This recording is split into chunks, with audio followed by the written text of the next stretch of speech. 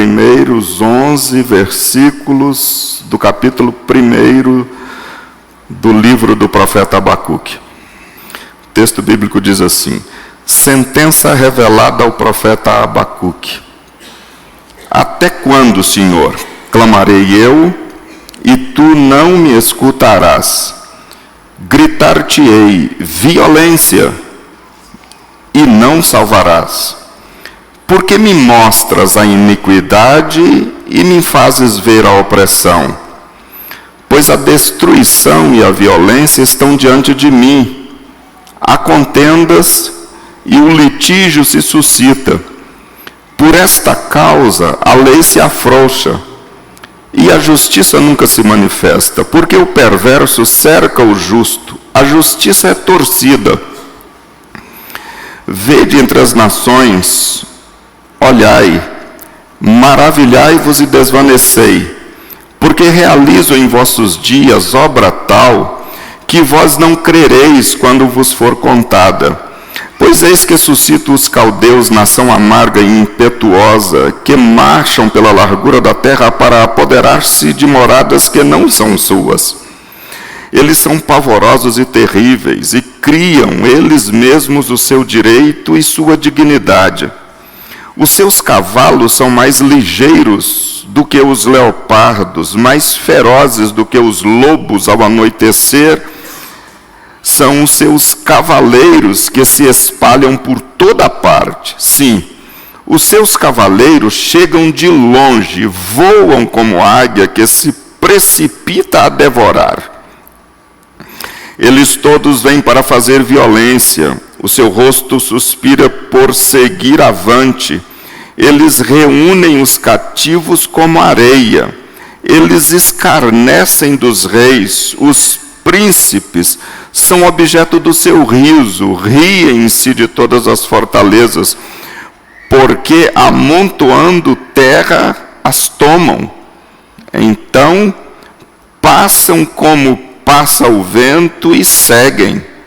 Fazem-se culpados estes cujo poder é o seu Deus. Oremos, queridos. Senhor Jesus, nós te adoramos.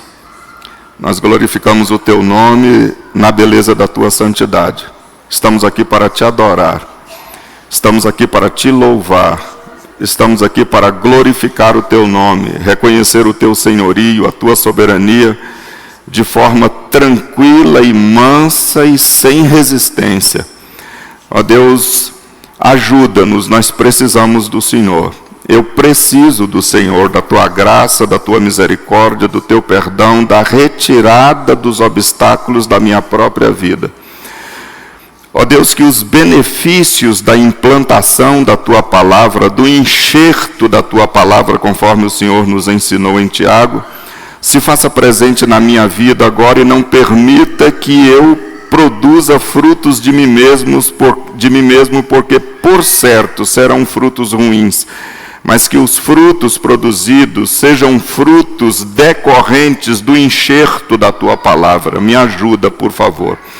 Ó Deus, que a minha vida, não apenas no púlpito, mas em especial na rotina diária do meu viver cristão, possa reproduzir a nova criatura que foi gerada pela palavra da verdade, conforme aprendemos aqui. Nos ajuda, não somente a mim, mas a tua igreja, cada um de nós que está aqui. Estamos aqui para o louvor da tua glória.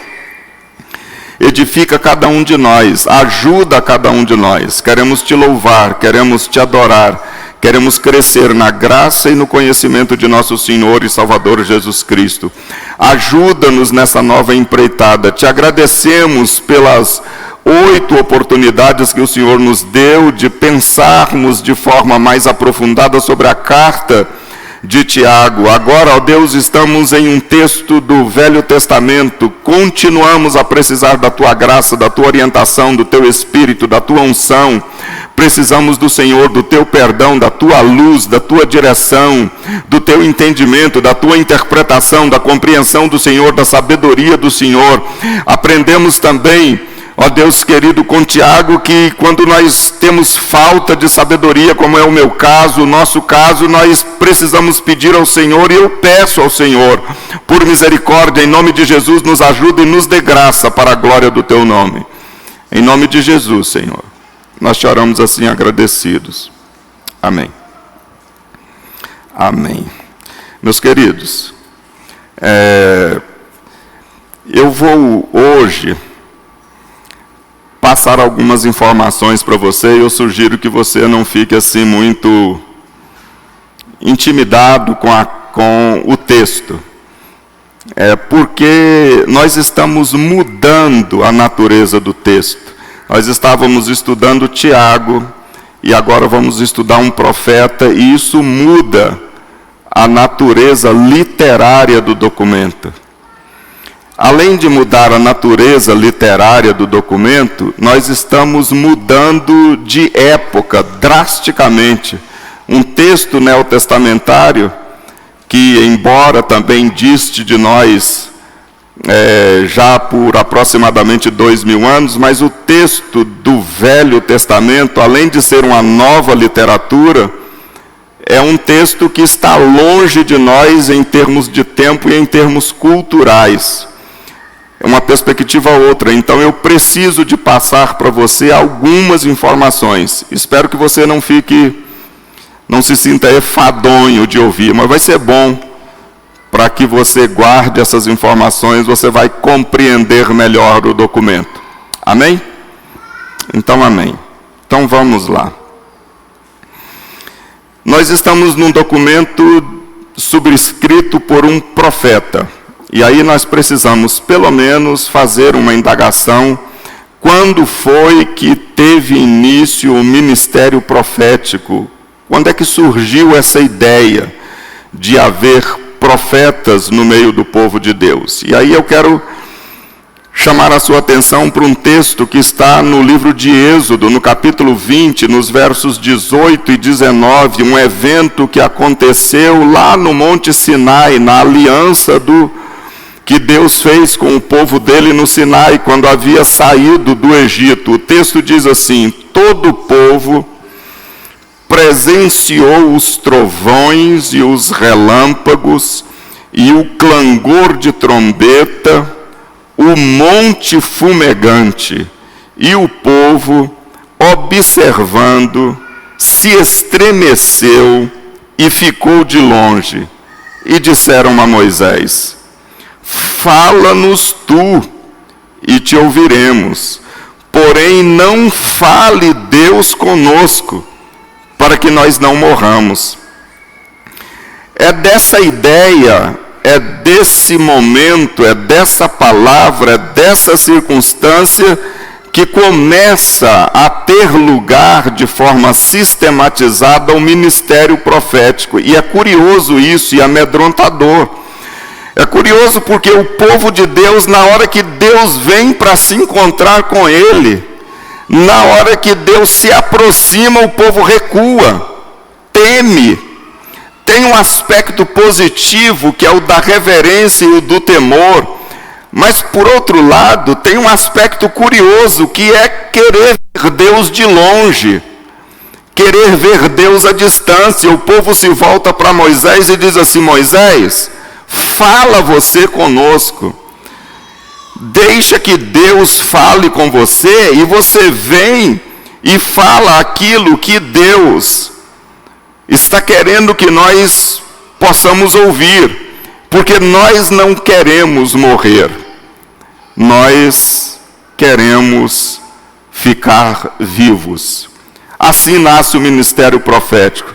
Aquele povo, quando viu a presença de Deus se aproximando, eles tiveram a noção clara da santidade de Deus e do pecado deles. Se ele se aproximar mais, nós vamos morrer. Ele é muito puro, ele é muito santo, e eu sou muito profano, e eu sou muito pecador. Eu preciso que outra pessoa faça esse intermédio, essa mediação entre nós. Ocorre que a nossa índole não mudou, e nem a de Deus. Deus continua santo e puro, e nós pecadores e profanos. Mas só que hoje, mais do que Moisés, nós temos Jesus pendurado na cruz do Calvário, que atendeu à justiça de Deus, e nós podemos chegar perto de Deus, estar com Deus. Mas independentemente dessa circunstância, quero deixar o registro de que é aqui que nasce a perspectiva do ministério profético. E o profeta no Velho Testamento, ele é conhecido, pelo menos, de 4 maneiras. Primeira, ele é um porta-voz. Nós já vimos aqui do texto que nós terminamos de ler.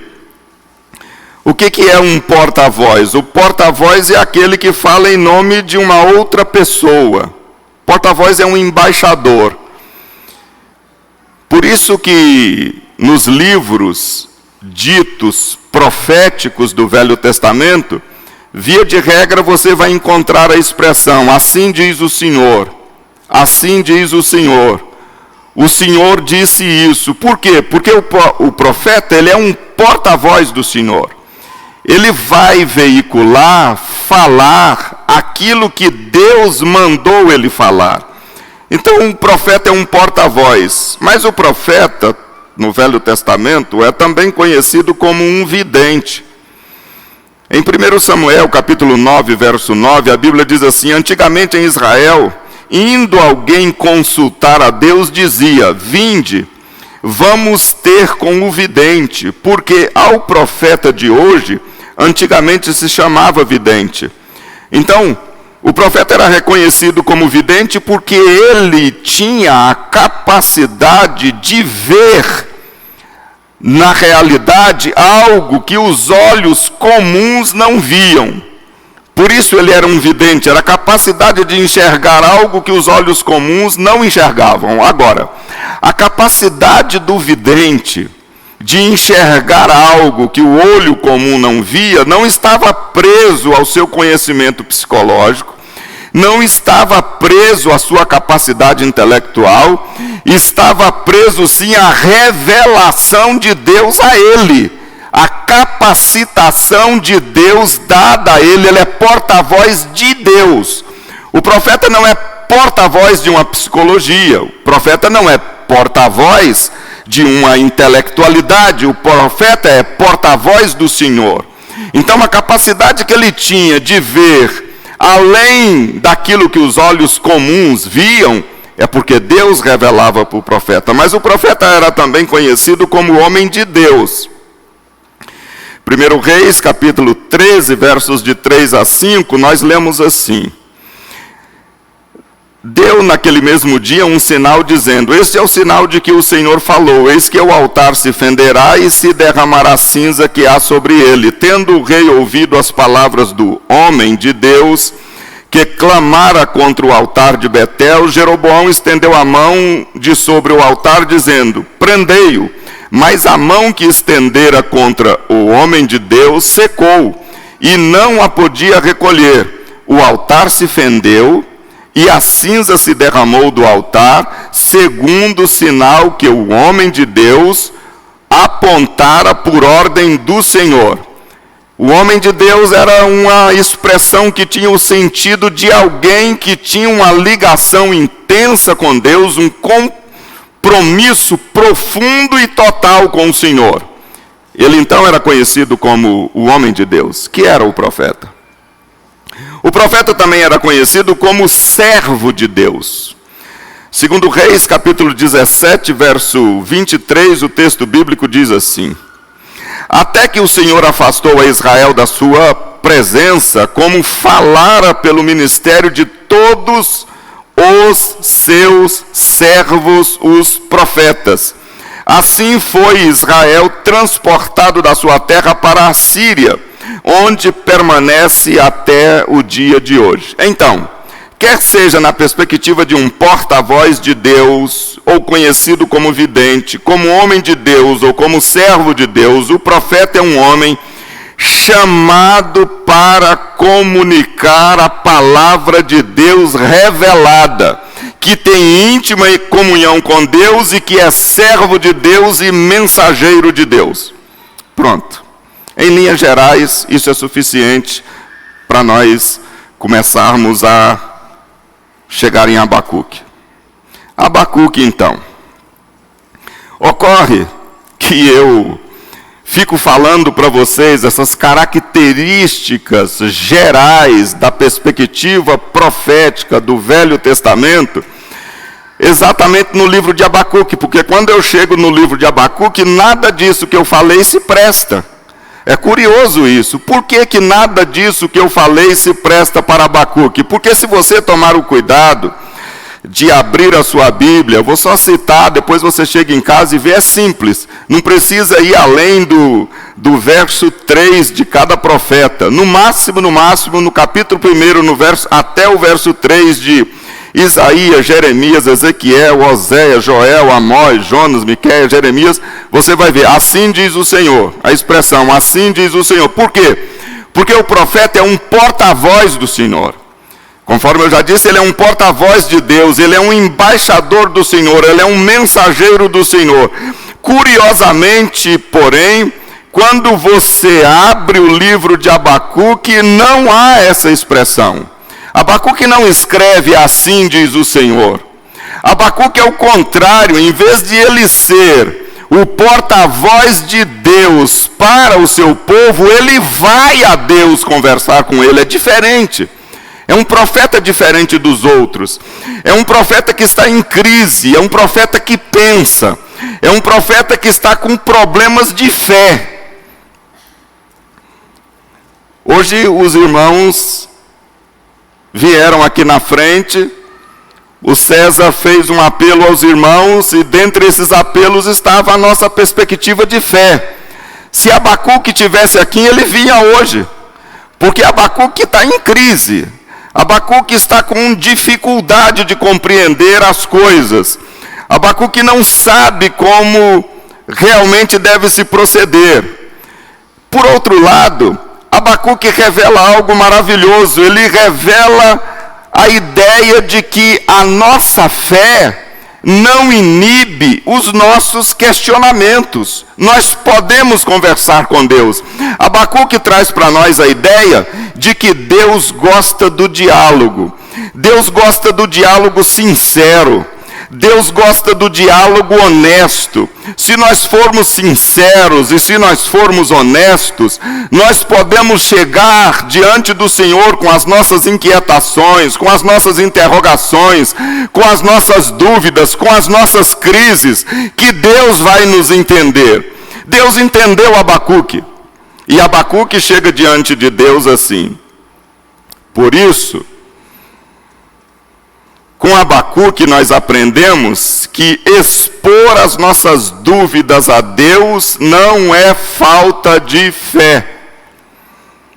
Aprendemos isso já sem ler Abacuque, só com essa observação, você não precisa muito empenho para descobrir isso.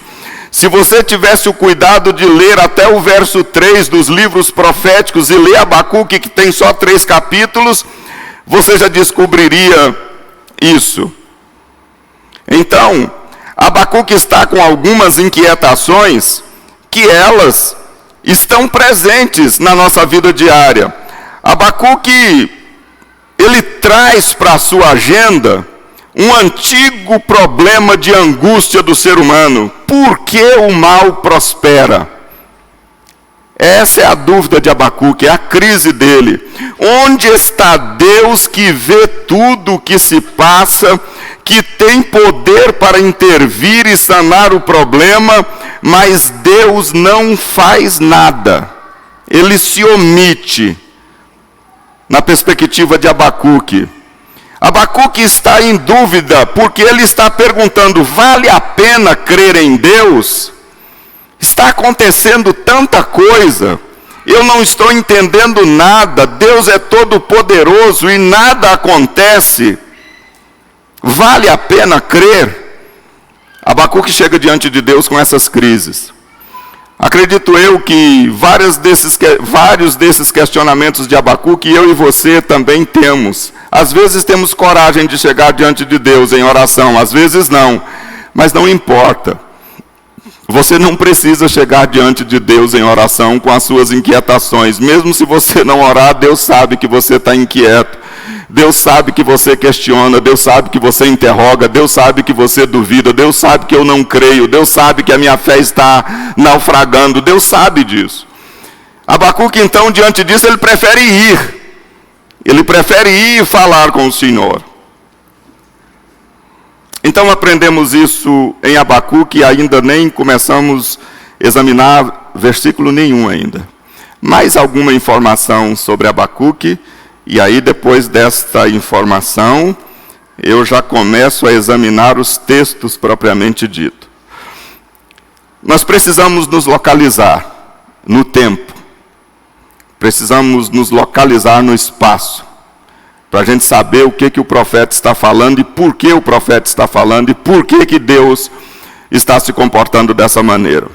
Conforme vocês sabem, o povo de Deus sai do Egito, Moisés morre, Josué assume a liderança, várias terras são conquistadas, Josué morre, vem o período de juízes.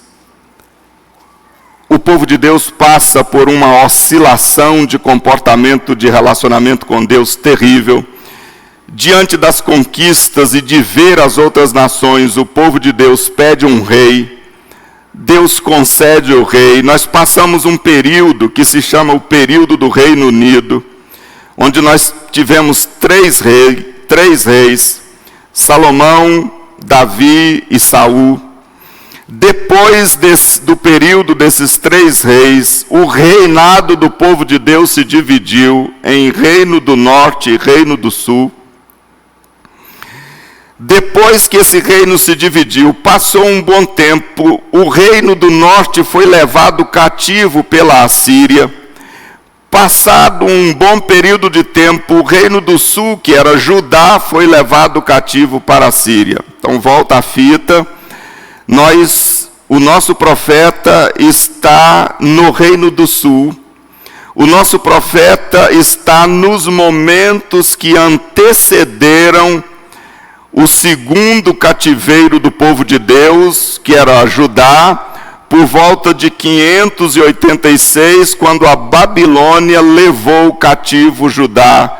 Os caldeus levaram o povo de Deus cativo. Então, na perspectiva profética, quando você pegar os profetas do Velho Testamento na sua Bíblia, nós podemos dividir os profetas em três grupos. Primeiro grupo, aquilo que os estudiosos chamam de os profetas pré-exílicos. São os profetas antes do exílio.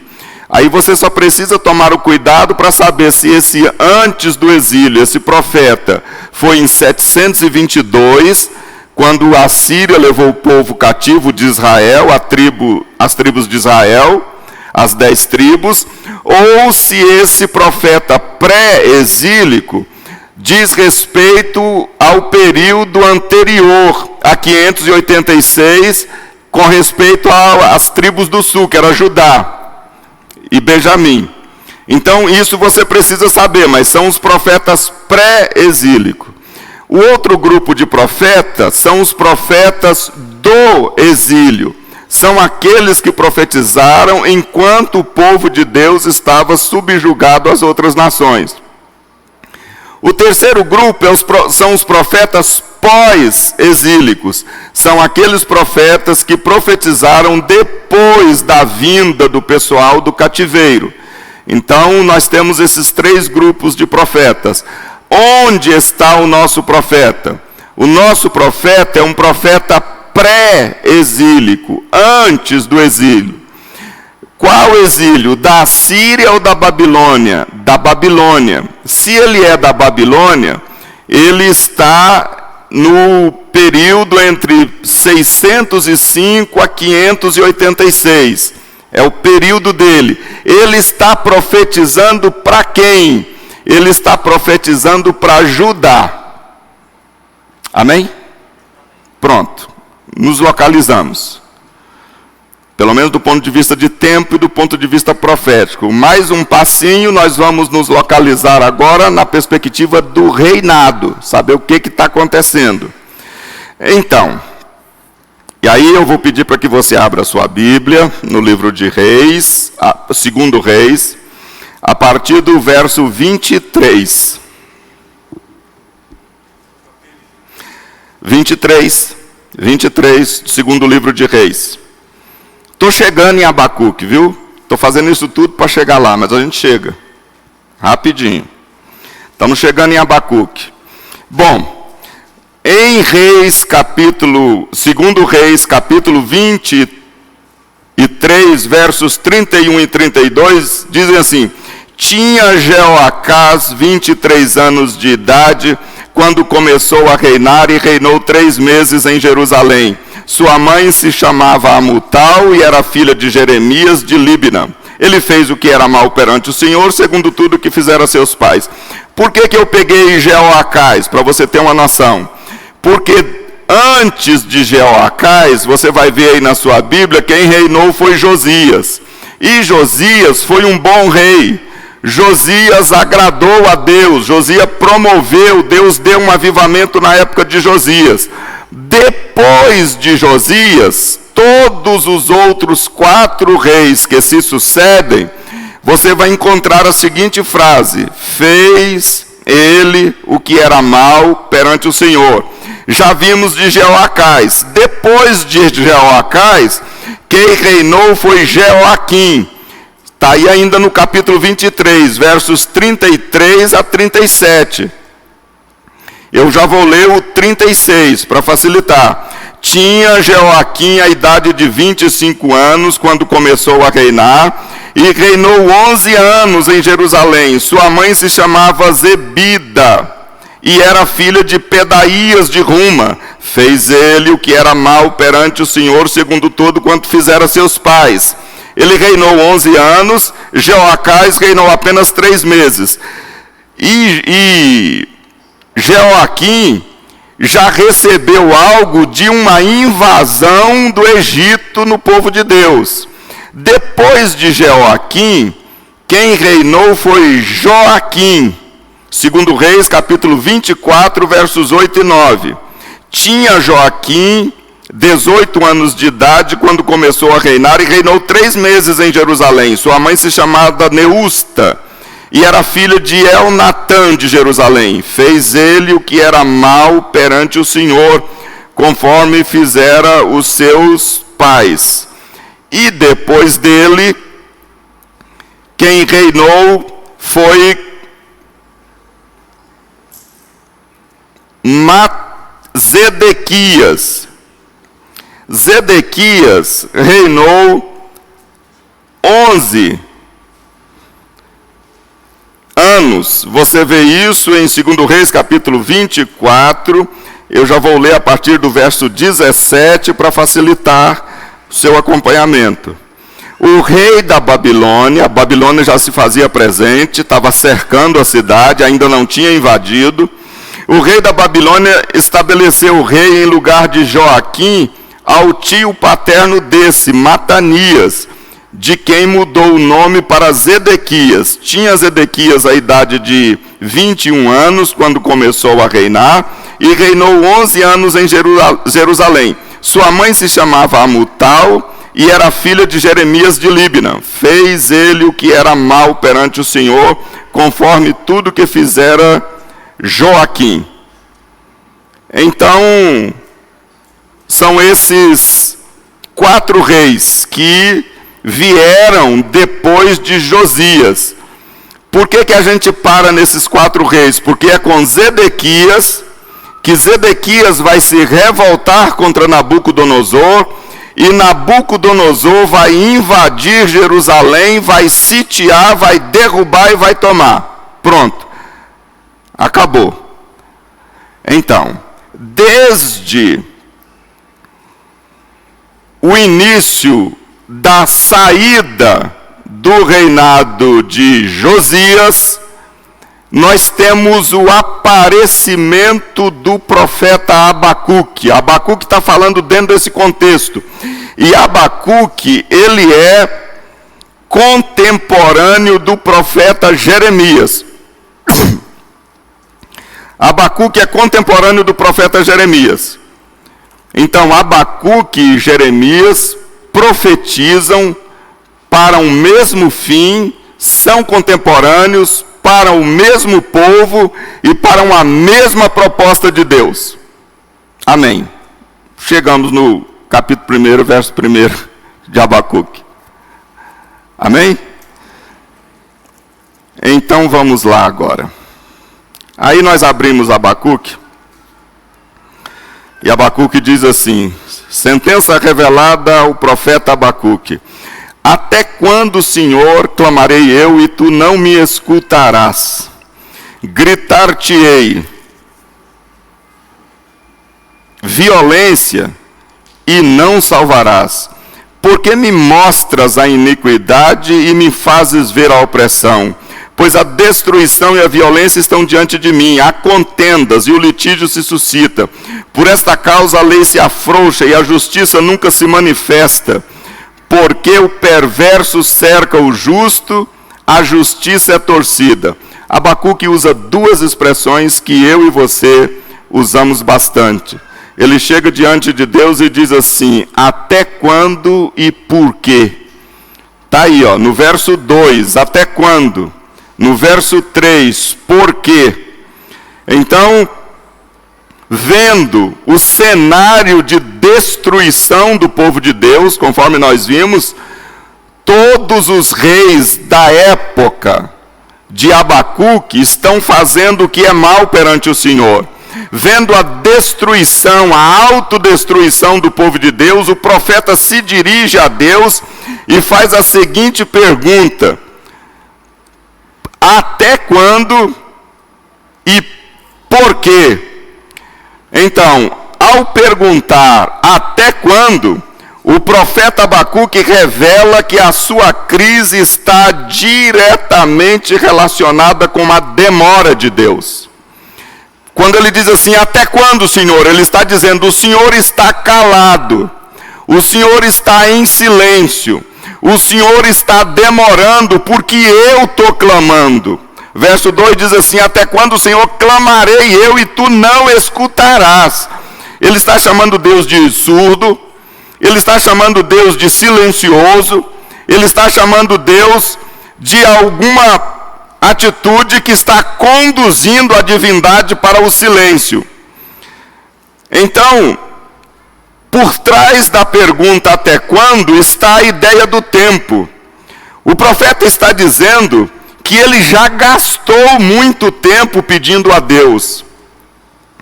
E em razão do pecado que está acontecendo com o seu povo, com o povo de Deus, com a nação de Deus, mesmo assim Deus está em silêncio. E Abacuque não consegue entender isso. Abacuque não consegue entender como que o pecado está vicejando e Deus está calado. Abacuque não consegue entender como que ele, na condição de profeta, ora e Deus cala. Ele entra em crise, ele não compreende isso. A pergunta, por quê? Não diz respeito ao silêncio, diz que Deus é omisso, apático. Abacuque diz assim, por que me mostras a iniquidade e me fazes ver a opressão?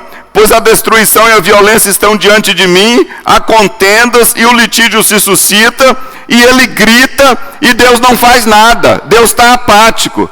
Abacuque chega diante de Deus e diz assim, olha, isso é maldade. Por que que o Senhor está fazendo isso comigo? O Senhor me mostra a iniquidade, o Senhor me mostra o pecado, o Senhor me mostra o litígio, o Senhor me mostra a violência, o Senhor me mostra a frouxidão da lei, o Senhor me mostra os litígios, o Senhor me mostra a contenda. Eu fico vendo, eu venho ao Senhor e o Senhor está parado. É assim que ele diz. Por que que o Senhor está parado? Por que que eu falo e o Senhor não diz nada? Por que que eu clamo e piora mais ainda? Já aconteceu isso na sua vida? Tem dias na vida da gente que acontece uma coisa de manhã, outra no meio-dia, outra de tarde, outra na meia-noite, né? Num dia só. A coisa vai caminhando, Abacuque vê isso acontecer na vida dele, corre para Deus e diz: não estou entendendo nada. O Senhor está me mostrando tudo isso, eu estou vendo só violência, eu estou vendo só iniquidade, eu estou vendo só a opressão, a destruição, contenda, litígios, a lei se afrouxa, a justiça é torcida, o sofrimento do justo e a prosperidade do ímpio, e o Senhor não faz nada. Então, ao gritar violência, o profeta Abacuque demonstra que a sua crise está diretamente relacionada ao fato de Deus não agir. Deus não está agindo. A perplexidade do profeta Abacuque está diretamente vinculada ao fato de que o justo está sofrendo e o perverso está prosperando. Já viu isso? Você passa por essa experiência de ver o justo sofrer e o injusto prosperar, de você lutar, não receber nada, não ganhar nada, o outro que rouba, prospera e cresce. Abacuque vê essa circunstância e fica abismado, ele não sabe mais o que fazer. Meus queridos, a situação que Abacuque estava vivendo estava num estado de degradação tão aviltante que o povo estava fazendo algo terrível. Querem ver? Vá na sua Bíblia em Jeremias, capítulo 36. Jeremias capítulo 36, fique aberto aí que eu vou ler dos versos 1 a 4, depois eu vou ler dos versos 20 a 24. A Bíblia diz assim: no 4º ano de Jeoaquim, é o rei Jeoaquim, guarde sempre esses nomes, que são um daqueles 4 reis que eu fiz referência. Filho de Josias, rei de Judá, veio esta palavra do Senhor a Jeremias dizendo: toma um rolo, um livro, escreve nele todas as palavras que te falei contra Israel, contra Judá e contra todas as nações, desde o dia em que te falei, desde os dias de Josias até hoje. Talvez ouçam os da casa de Judá todo o mal que eu intento fazer-lhes e venha converter-se cada um do seu mau caminho, e eu lhes perdoe a iniquidade e o pecado. Então Jeremias chamou a Baruque, filho de Nerias, escreveu Baruque no rolo, segundo o que ditou Jeremias, todas as palavras que o Senhor havia revelado. Verso 20. Foram os príncipes ter com o rei ao átrio, depois de terem depositado o rolo na câmara de Elisama, o escrivão, e anunciaram diante do rei todas aquelas palavras. Então enviou o rei a Jeudi para que trouxesse o rolo. Jeudi tomou-o da câmara de Elisama, o escrivão, e o leu diante do rei e de todos os príncipes que estavam com ele. O rei estava sentado na casa de inverno pelo 9º mês, e diante dele estava um braseiro aceso. Tendo Jeudi lido 3 ou 4 folhas do livro, cortou-o o rei com um canivete de escrivão, e o lançou no fogo que havia no braseiro, e assim todo o rolo se consumiu no fogo que estava no braseiro. Não se atemorizaram, não rasgaram as suas vestes, nem o rei, nem nenhum dos seus servos que ouviram todas aquelas palavras. Entenderam? É como se a gente estivesse aqui com a Bíblia, abrisse a Bíblia e não lesse nem 2 capítulos, mandasse parar, esquentasse o fogo, jogasse a Bíblia, a palavra de Deus lá dentro e tocasse fogo. Não queremos ouvir a voz do Senhor. O profeta está louco, ele não sabe o que faz. Senhor, o que está acontecendo? Eu estou falando para o Senhor, eu estou dizendo ao Senhor, eu estou clamando ao Senhor, eu estou gritando. Observe que o profeta vai a Deus com gritos. No verso 2 diz assim: gritar-te-ei, violência. E o Senhor não salva. O que está havendo? O profeta está perplexo. É esse o quadro. O profeta está angustiado. Não sabe até quando, não sabe por quê. E ele está assim: o Senhor não age, o Senhor está calado, o Senhor não ouve e o Senhor está parado. Nós precisamos extrair disso algumas lições. Primeira,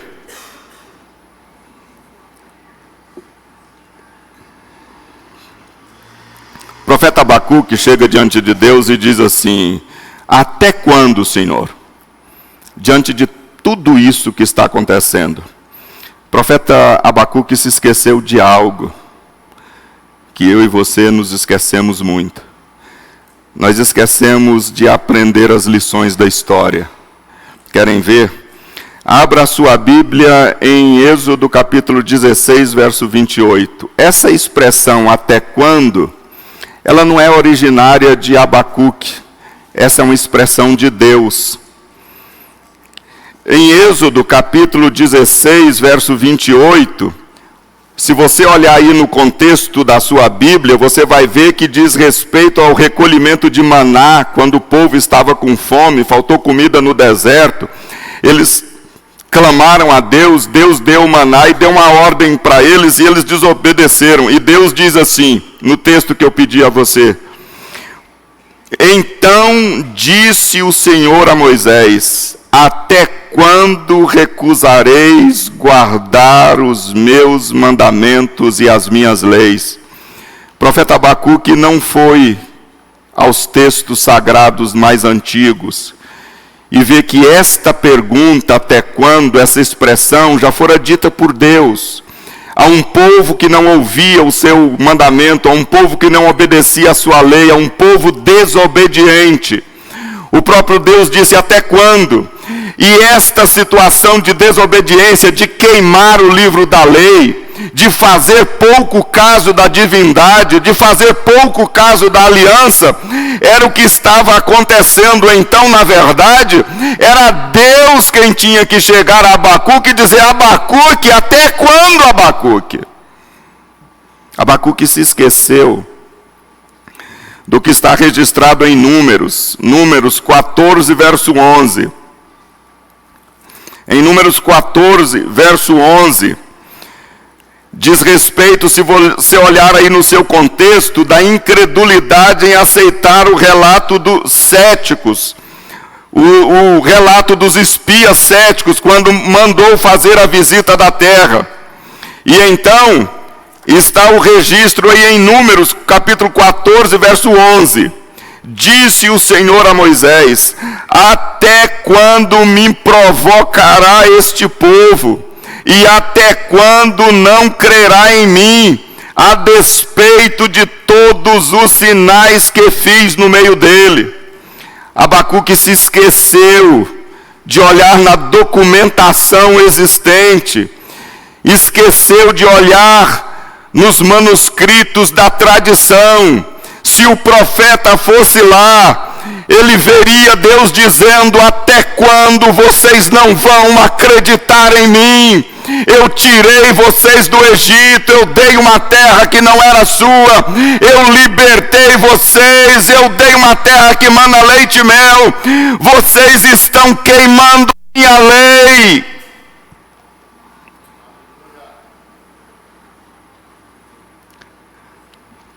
O profeta Abacuque não se deu ao trabalho de reler os manuscritos deixados por Samuel. 1 Samuel, capítulo 8, versos de 7 a 20, eu vou me permitir ler. Disse o Senhor a Samuel: atende a voz do povo em tudo quanto te diz, pois não te rejeitou a ti, mas a mim, para eu não reinar sobre ele, segundo todas as obras que fez desde o dia em que eu o tirei do Egito até hoje, pois a mim me deixou e a outros deuses serviu, assim também o faz a ti. Agora, pois, atende a sua voz, porém adverte-o solenemente e explica Explica-lhe qual será o direito do rei que houver de reinar sobre ele. Referiu Samuel todas as palavras do Senhor ao povo que lhe pedia um rei e disse: este será o direito do rei que houver de reinar sobre vós. Ele tomará vossos filhos e os empregará no serviço dos seus carros, como seus cavaleiros, para que corram diante deles, e os porás uns por capitães de 1000 e capitães de 50, outros para levarem os seus campos e lavrarem os seus campos e ceifarem as suas messes, e outros para fabricarem armas de guerra e aparelhamento de carros. Tomarás vossas filhas por perfumistas, cozinheiras e padeiras. Tomará o melhor da vossa lavoura, das vossas vinhas e dos vossos olivais, e dará aos seus servidores. As vossas sementeiras e as vossas vinhas dizimará para dar aos seus oficiais e aos seus servidores.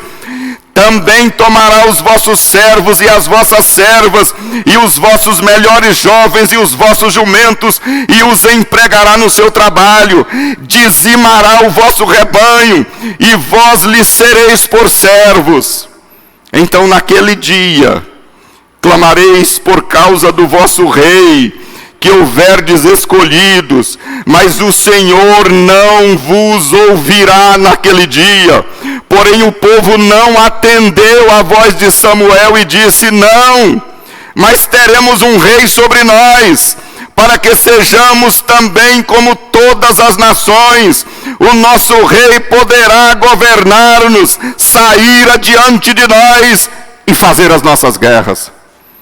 Deus foi jogado de lado. E agora o povo está com esses 4 reis aqui, fazendo só o que é mal perante o Senhor. Tudo isso aqui que Deus falou para o profeta Samuel, você com cuidado, chegue na sua casa, leia a história desses 4 reis, que fazem parte, que são contemporâneos de Abacuque. Estes reis estavam fazendo isso com o povo, e agora chega Abacuque diante de Deus: até quando o Senhor está calado? Quantas vezes eu e você fazemos isso? Quantas vezes eu e você não aprendemos a lição da história? Vai lá na história da sua vida. Quando Deus nos chamou, quando Deus nos libertou, quando Deus nos perdoou, quando nós fizemos um pacto com Ele, quando nós juramos que só Ele seria o nosso Deus, que nós oraríamos, que nós seríamos fiéis, que nós obedeceríamos, e como nós estamos hoje. E aí, diante dessas adversidades da vida, nós chegamos diante de Deus e perguntamos: o Senhor está quieto, está parado e está calado? Até quando? Por que o Senhor faz isso comigo?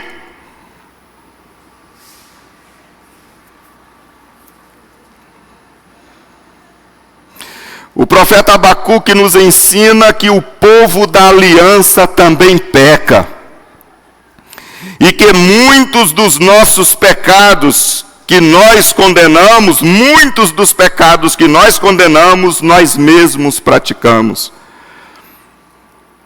Esta é a segunda lição que nós extraímos dessa conversa de Abacuque com Deus. O povo da aliança peca. O povo da aliança é soberbo. O povo da aliança é presunçoso. O povo da aliança pensa que é melhor do que os outros.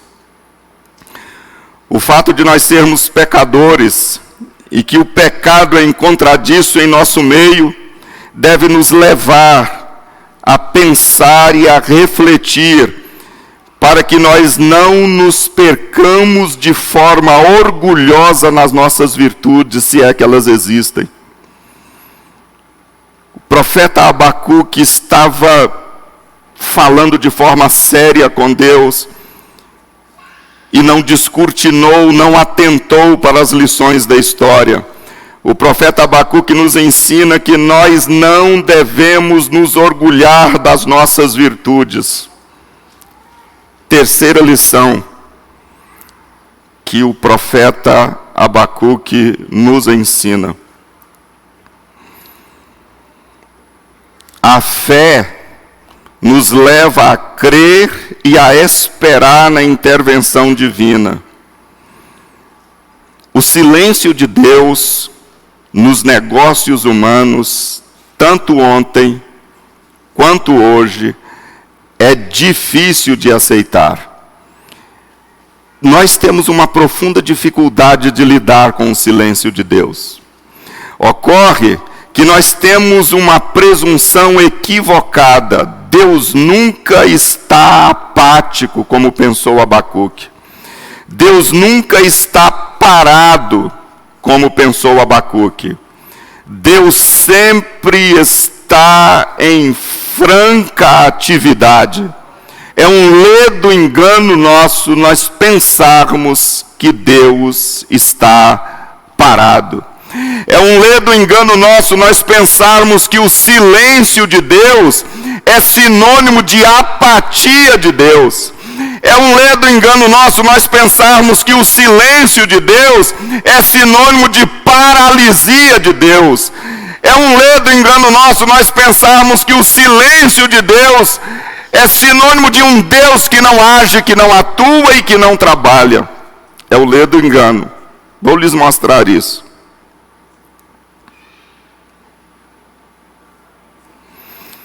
Em Apocalipse, no capítulo 8, nos versos de 1 a 6, há o registro de um silêncio no céu.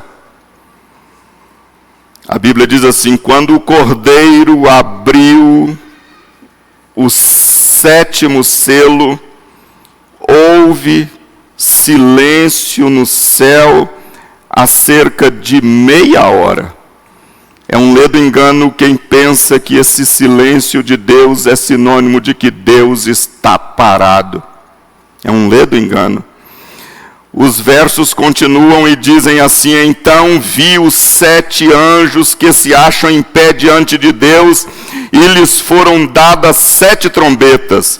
Veio outro anjo e ficou de pé junto ao altar com um incensário de ouro, e foi-lhe dado muito incenso para oferecê-lo com as orações de todos os santos sobre o altar de ouro que se acha diante do trono. E da mão do anjo subiu à presença de Deus a fumaça do incenso, com as orações dos santos. E o anjo tomou o incensário, encheu-o de fogo do altar e atirou à terra. E houve trovões, vozes, relâmpagos, terremotos. Então os 7 anjos que tinham as 7 trombetas prepararam-se para tocar. Se você está com a sua Bíblia aberta, os 7 anjos vão entrar em ação. O silêncio de Deus não é a apatia de Deus. Deus vai agir. Deus vai agir. Vou lhe dar mais um exemplo de uma das mais estupendas passagens bíblicas a respeito do silêncio de Deus, que está longe, muito longe, de ser sinônimo de apatia. Quero que você leia, abra sua Bíblia em Mateus, capítulo 26, versos 62 e 63. A Bíblia diz assim: e levantando-se o sumo sacerdote, perguntou a Jesus: nada respondes ao que estes depõem contra ti? Jesus, porém, guardou silêncio. E o sumo sacerdote lhe disse: eu te conjuro, pelo Deus vivo, que nos diga se tu és o Cristo, o Filho de Deus. Vocês acham que Jesus estava inativo naquele silêncio? Naquele silêncio, Jesus estava resolvendo o problema do universo. O universo estava sendo redimido. A minha e a sua vida estava segura naquele silêncio. O silêncio de Jesus de Nazaré apontava para a cruz. Jesus não estava parado, Deus não estava parado, o mundo estava sendo redimido no silêncio de Jesus de Nazaré. Ei, não se apavore, Deus não está calado, Deus não está inativo. O silêncio de Deus tem o poder de reestruturar o universo. Foi nesse silêncio que Jesus de Nazaré resgatou a minha alma. Foi nesse silêncio que Jesus de Nazaré resgatou a sua alma. Foi nesse silêncio, e é por esse silêncio que eu e você estamos aqui cultuando hoje. É por esse silêncio que nós temos a vida eterna. É por esse silêncio que nós adoramos, que nós cantamos, que nós vivemos, que nós vamos viver com Ele para sempre. É no silêncio de Jesus de Nazaré. Abacuque não entendeu, ficou atordoado. Mas Deus, nos versos de 5 a 11, Deus diz assim: vede entre as nações, o verso 5, vede entre as nações, olhai, maravilhai-vos e desvanecei, porque realiza em vossos dias obra tal, que vós não crereis quando vos for contada. Observem bem, se você olhar para o verso 2, Abacuque está dizendo assim: até quando, Senhor, clamarei eu, e tu não escutarás? Até quando gritarei eu, e tu não salvarás? É um diálogo no singular. Abacuque está falando dele e do povo dele, da nação dele de Judá. Ele pensa que Deus está calado, ele pensa que Deus não está fazendo nada, ele pensa que Deus está apático, e Deus não está. E Deus chama Abacuque e diz assim: Abacuque, vede entre as nações, olhai e maravilhai-vos. O que Deus está fazendo? Deus está tirando o diálogo do singular e colocando no plural.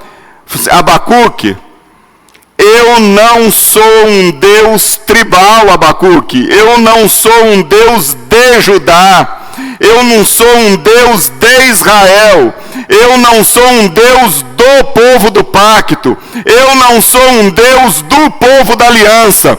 Eu sou um Deus universal. Eu domino Judá. Eu domino Israel. Eu domino as nações. Eu sou soberano. Eu estou agindo. Eu não estou parado. Vede todos vocês. E ele acrescenta as nações. Vede entre as nações. Eu domino a Babilônia. Eu domino a Síria. Eu domino todas as outras nações. Eu sou o Senhor. Deus chama Abacuque para o espaço da divindade. Nós às vezes temos uma visão acanhada. Nós às vezes temos uma visão rasteira. Nós às vezes pensamos que Deus é nosso. Nós às vezes entendemos que Deus é uma propriedade nossa. Nós às vezes pensamos que Deus abençoa a gente e condena o perdido. Às vezes nós imaginamos que o dono da bênção só é a gente, que as comportas da eternidade somente se abrirão para a igreja. Deus está dizendo: não é assim. Eu abençoo o ímpio. Eu abençoo o santo. Eu abençoo quem é meu. Eu abençoo quem não é meu. Eu sou o Senhor. Eu não sou um Deus tribal. Eu não sou o Deus de Judá. Eu não sou o Deus de Israel. Eu sou o Senhor dos exércitos. Deus se apresenta no seu devido lugar. E ao se apresentar no seu devido lugar, ele então já começa a nos ensinar. Deus se apresenta a Abacuque como soberano, Senhor das nações e Senhor da história. E ele chama Abacuque e diz assim: Abacuque, eu vou fazer uma obra tão grande que você vai contar para alguém e as pessoas não vão acreditar. As pessoas não vão acreditar quando você contar. Eu fico imaginando que o profeta naquele momento, Abacuque, disse: graças a Deus, a minha oração foi ouvida. Ele me respondeu. Ele vai fazer uma obra maravilhosa. Ele vai fazer uma obra grandiosa. E aí é como se Abacuque perguntasse ao Senhor: ei, Senhor, qual é a obra que o Senhor vai fazer? Deus responde a ele dos versos 6 a 11, eu leio só o 6. Pois eis que suscito os caldeus, nação amarga e impetuosa, que marcham pela largura da terra para apoderar-se de moradas que não são suas. E o texto continua. O profeta gelou e caiu. Deus falou que ia chamar uma nação que não pertencia ao pacto. Deus falou que ia chamar uma nação de pagãos. Deus falou que ia chamar uma nação que não participava da aliança. E não era só o fato de Deus chamar uma nação que não fazia parte do pacto. A nação que não fazia parte do pacto ia servir de juízo para o povo de Deus. O profeta não entendeu absolutamente nada. Se ele começou sem entender, a cabeça dele agora foi a mil. Aí que ele não entendeu mesmo. É como se Deus chegasse aqui diante de nós hoje e falasse para cada um de nós que o mundo vai exercer juízo contra nós. Possivelmente muitos de nós não acreditariam. Deus disse para Abacuque que quando ele contasse, as pessoas não acreditariam. Onde já se viu o justo, o lavado no sangue de Jesus, receber o juízo do mundo? Deus, por meio de Abacuque, está dando uma lição desde aquela época até hoje. A igreja de Jesus de Nazaré tem que tomar cuidado, porque senão é o mundo que vai nos julgar. O mundo há de vir julgar a gente. Não pensemos que a igreja de Jesus não é objeto do juízo de Deus, porque é. O povo de Deus pensava assim.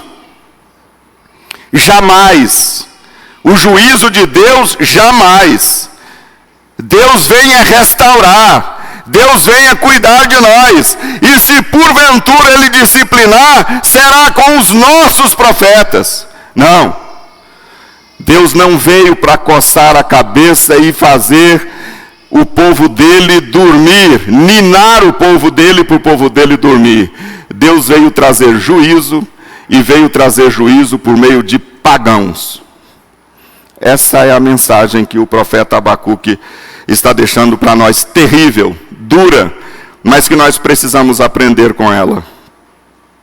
Deus diz ao profeta Abacuque que vai usar os caldeus para julgar o seu próprio povo. Meus queridos, tem um texto de Jeremias que eu vou ler para você antes de terminar, que é terrível e nós precisamos aprender com ele. Jeremias, capítulo 28.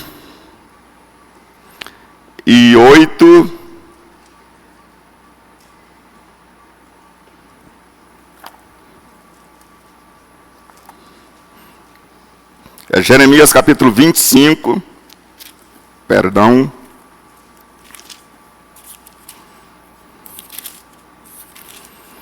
Jeremias capítulo 25, o texto bíblico diz assim, versos de 1 a 4.